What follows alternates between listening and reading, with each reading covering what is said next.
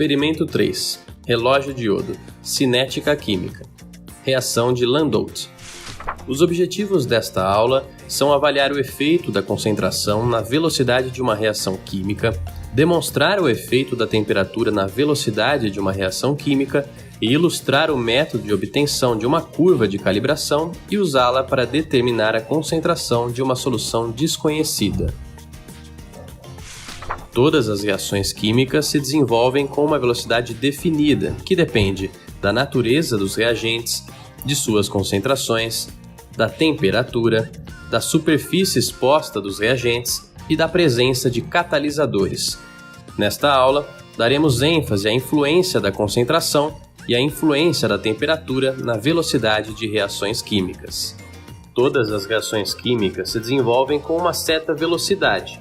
Muitas reações, como a explosão de uma mistura de oxigênio e hidrogênio, ocorrem tão rapidamente que a medida de sua velocidade é extremamente difícil.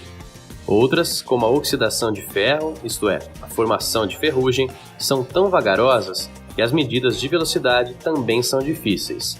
Porém, existem muitas reações, incluindo as aqui estudadas, que ocorrem a velocidades fáceis de serem calculadas. Uma reação química somente pode ocorrer quando os átomos, íons ou moléculas dos reagentes entram em contato através das colisões. Porém, nem todas as colisões produzem uma reação química, porque nem todas apresentam as orientações relativas adequadas. O conhecimento da velocidade de uma reação é um critério muito utilizado em vários processos industriais. Observe a representação das colisões entre as moléculas de H2 e as de I2. No primeiro caso, a geometria das colisões favorece a formação de HI. No segundo caso, não há formação de HI, pois as colisões não são geometricamente favoráveis. Outras vezes, as reações químicas não prosseguem, porque não têm as condições energéticas necessárias. Quando há contato e colisão geometricamente favorável entre as moléculas dos reagentes, há a formação de um composto intermediário antes da formação do produto, denominado complexo ativado. O tempo para formar o complexo ativado indica se a reação química é mais rápida ou mais lenta que a outra.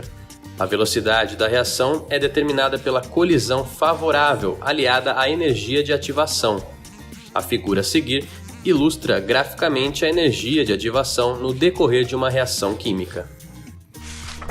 A energia de ativação é a energia mínima para que uma reação química possa ocorrer, ou seja, a energia de ativação determina se haverá a reação juntamente com o contato entre as espécies reagentes e a colisão favorável entre elas.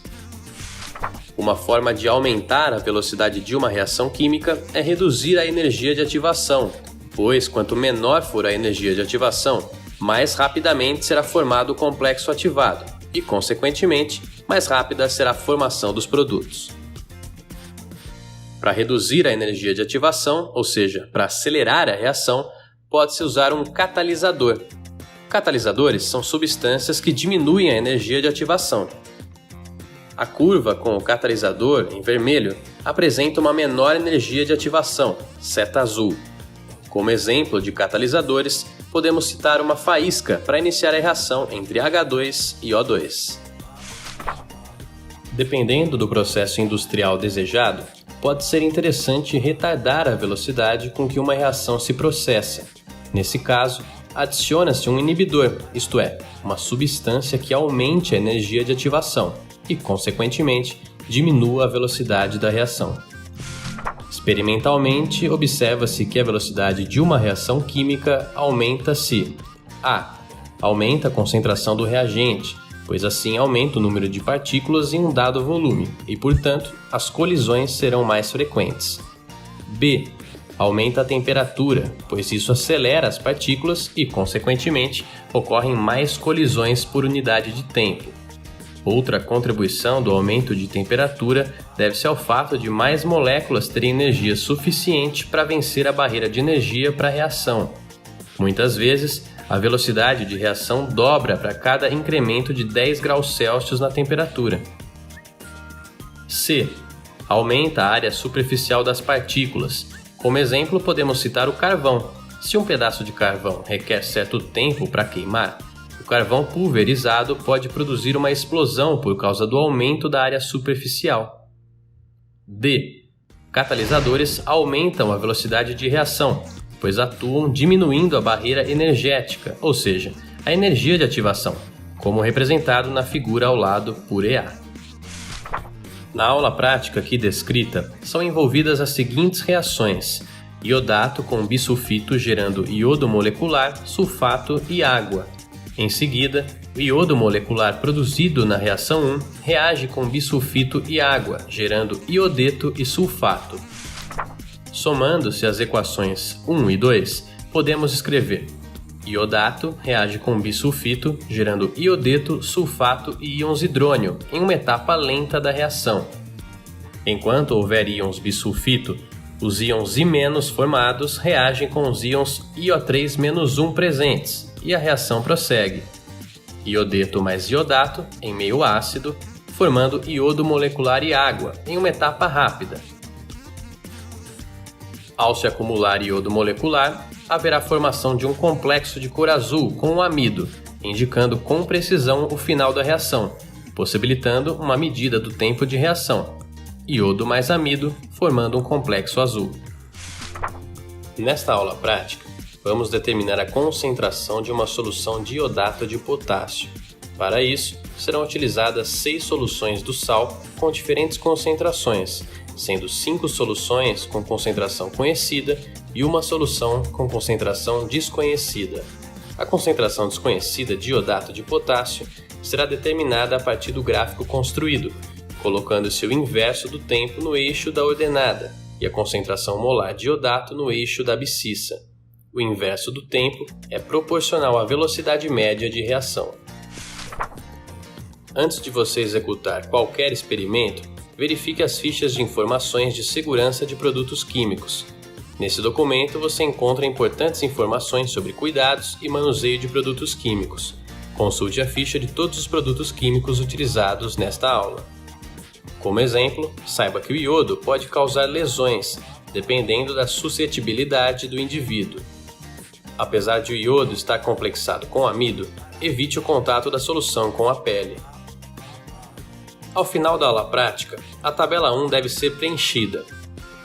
Tenha em mente que a solução 1 é preparada pela dissolução de 4,28 gramas de KiO3 até 1 litro de solução, e a solução 2 é preparada pela dissolução de 0,852 gramas de NaHSO3 mais 4 ml de H2SO4 concentrado, mais 50 ml de suspensão de amido até completar 1 litro de solução, conforme descrito na apostila. A amostra A é preparada pela diluição de 5 ml da solução 1 até 50 ml com água destilada, misturados a 10 ml da solução 2, que é diluída até 50 ml com água. A amostra B é preparada pela diluição de 10 ml da solução 1 até 50 ml com água destilada, misturados a 10 ml da solução 2, que é diluída até 50 ml. Os desenhos a seguir ilustram o modo de preparo das amostras A e B. Os desenhos a seguir ilustram o modo de preparo das amostras C a E. Vale lembrar que o volume final da solução, após a mistura da solução 1 e da solução 2, é sempre de 100 ml. Finalmente, a amostra desconhecida é preparada pela diluição de certa quantidade de volume da solução 1 até 50 ml com água destilada, misturados a 10 ml da solução 2, que é diluída até 50 ml.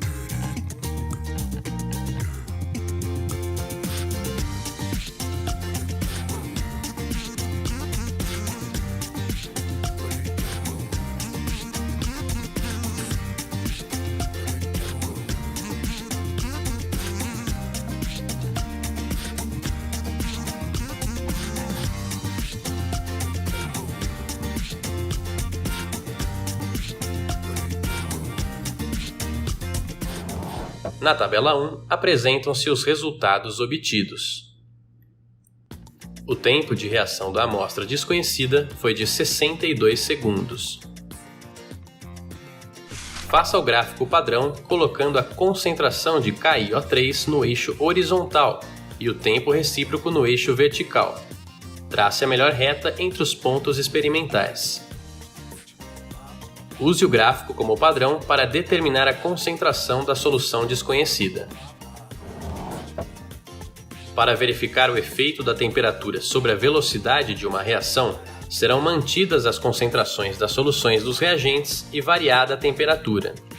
Como ilustração, será apresentada a reação a temperatura de 6 graus Celsius.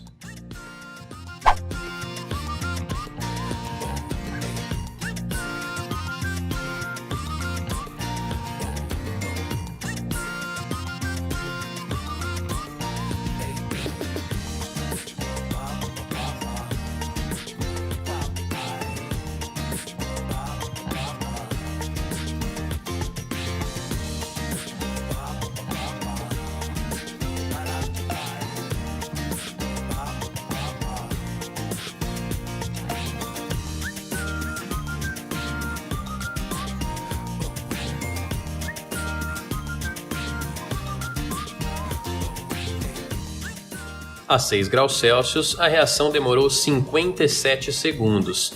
E se a reação fosse realizada a temperatura de 30 graus Celsius, o que aconteceria com a velocidade de reação? Aumentaria ou diminuiria? Pense a respeito e tire suas dúvidas durante a aula presencial. Até lá!